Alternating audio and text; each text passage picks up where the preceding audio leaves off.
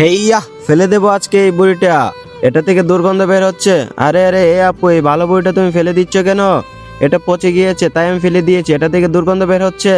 আরে না আপু, এটা ভালো আছে, আজকে এটা রান্না করে অনেক মজা করে খাবো।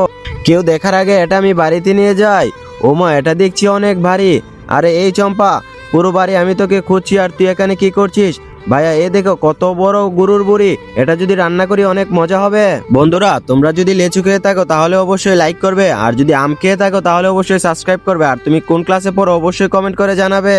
এই চম্পা, এটা পচে গিয়েছে, এটা থেকে দুর্গন্ধ বের হচ্ছে, আমার সাথে বাড়িতে আয়, বাড়িতে অনেক কাজ পড়ে আছে। আরে আরে ভাইয়া চলে যাচ্ছে, আমি এখন এটাকে নিয়ে তাড়াতাড়ি বাড়িতে চলে যাই। এটা এখন পানি দিয়ে ভালো করে ধুয়ে নিতে হবে।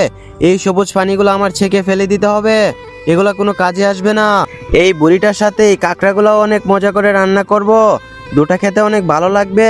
বন্ধুরা, তোমরা যদি দ্বিতীয় পার্ট দেখতে চাও তাহলে কমেন্ট করে জানিয়ে দাও।